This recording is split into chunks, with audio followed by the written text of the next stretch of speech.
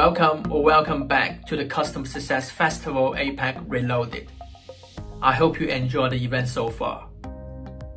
Again, I would like to express my sincere gratitude to all speakers, attendees, and partners. If you do like our content, please head over to customersuccesscollective.com and check out our membership plan. With the CSC membership, you'll be able to have full access to on-demand videos, templates, framework, exclusive articles, and also rewatch all the presentation videos of this event. Now it's time, sit back and enjoy the next session.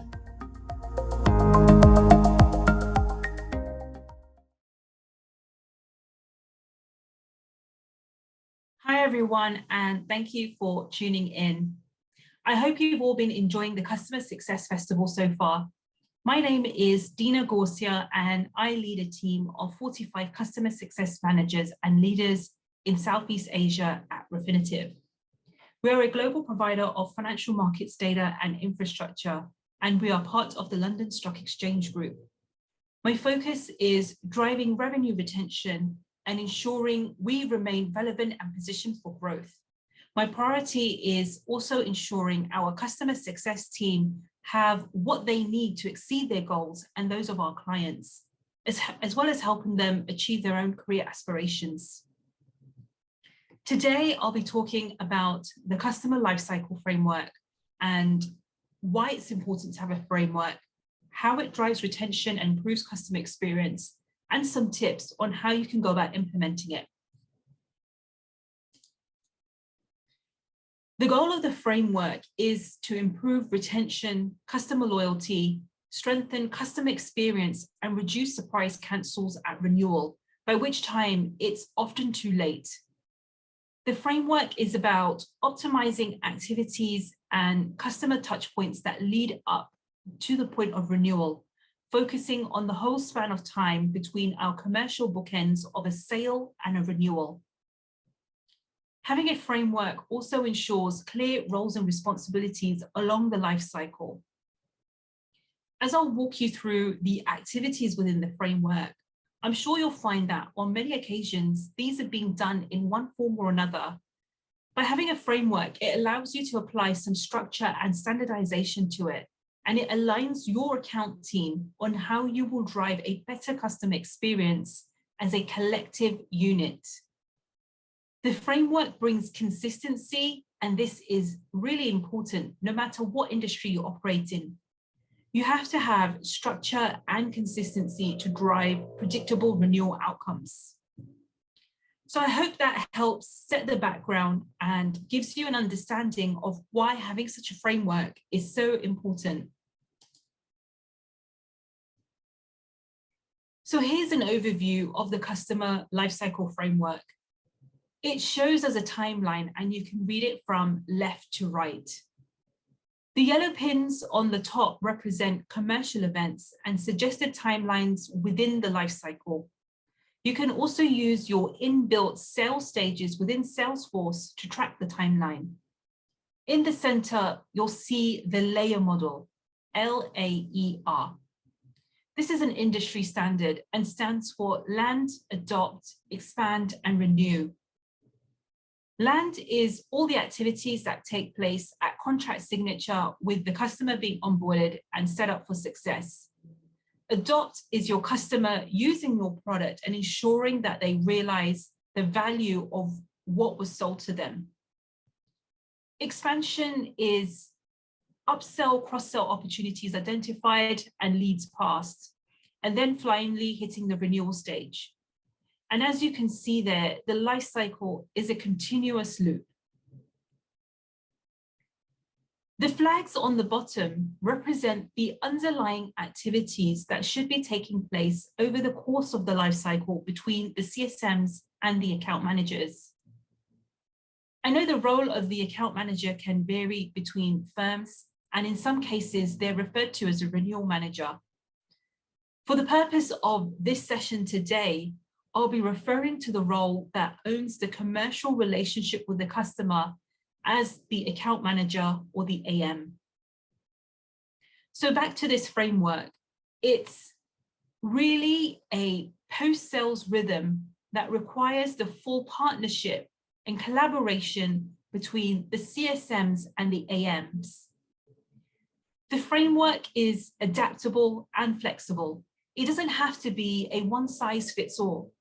You can allow your account team to dial up or dial down the frequency and intensity of these activities based on their accounts and your customer segmentation model.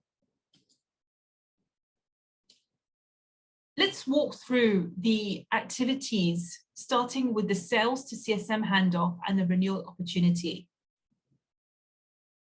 If it's a new sale, it's important there's a sales to CSM handoff between your sales team and the CSM. It's really a knowledge transfer of what happened during the sale and what commitments have been made to the customer and what expectations they have. I'm sure you can all relate when I say without a proper handoff, the customer will likely receive a suboptimal experience and the CSM will find it challenging to build trust with the client. I always like to compare the sales to CSM handoff as handing over the baton in a relay race. It's important to agree when the right time is for the CSM to join sales and be introduced to the client. And that should be done before the sale is closed. Like a relay race, there's a window where the incoming runner and the outgoing runner are running together and the handover of the baton will happen. In a similar way, before sales closure, there's a window where both the sales team and the CSM need to run together and the handover of the baton should take place at contract signed. So what's in it for sales when it comes to this handoff? Customers that have a seamless experience from pre to post sales are more likely to buy with you again. In terms of tracking the customer lifecycle, you can use the renewal opportunity within Salesforce. The renewal opportunity is created at the point of sale for the subsequent renewal. When the renewal is signed, you can close that opportunity and then create another renewal opportunity and start that process again. It's really a container for proactive customer lifecycle management, and you can tag all your activities to these renewal opportunities. The value plan is documenting the customer expectations, the deliverables we committed to them, and other sales commitments.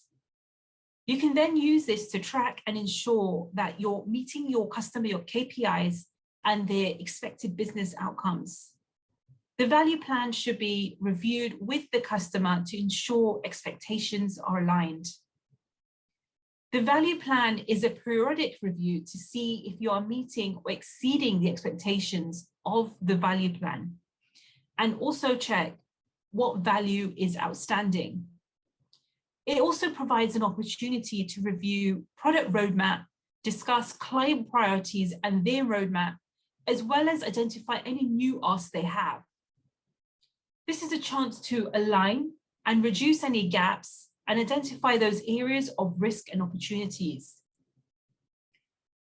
A key question here is, are there any challenges you need to address before they become problems? So, what does a customer get out of a value review? Ultimately, you want the customer listened to.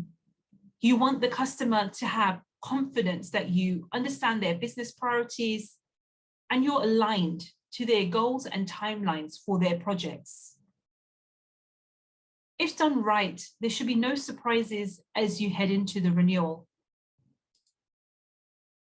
Next, I'll talk about the risk assessment and active mitigation, which runs throughout the life cycle. Here you can use the DEAR model, D-E-A-R.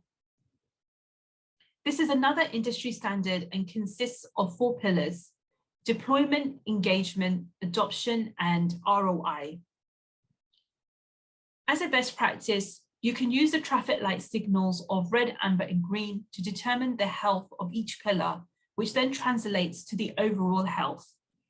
The intent is, if the overall health is red, you can easily highlight which of those 4 pillars is driving that and focus your actions around that to get it back to the green zone. For anyone not familiar with DEAR, at a high level, deployment tracks whether the products are deployed into production and if the customer had a positive onboarding experience. Engagement looks at how well the customer is engaged throughout the life cycle. Adoption is whether the customer is using the breadth and depth of your provided product. And ROI is whether the customer has realized the value from your products and services. For the pre-renewal planning, this is really setting a point in time where the CSM and the AM can do a look back. It allows you to take stock of all the activities you've done throughout the customer lifecycle up to the point of renewal planning. Questions you can ask are, what does the value plan say? What did you learn from the value reviews? And where are you set up for success? And where do you have risks around renewal before the account manager takes this forward into negotiation? And of course, as this goes into renewal negotiation, that's led by the account manager or your renewal manager. The overall idea here is if you do all these activities in your control and you do this correctly and well, then the success will come at renewal. For those of you wondering how you bring such a framework to life, a big part of implementing the framework is driving a behavioral change, and you need the support of your leadership team from customer success and account management.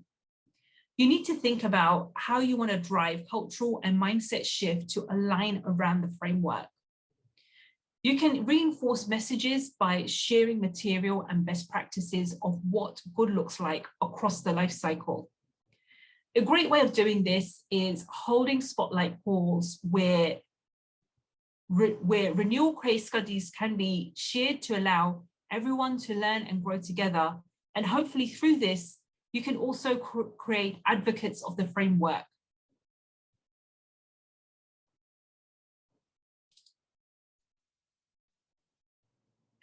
So today you heard from me on why it's important to have a framework that brings structure and consistency, how it drives retention and improves customer experience with clear timelines and activities between the sale and the renewal. And I also shared some tips on how you can go about implementing it.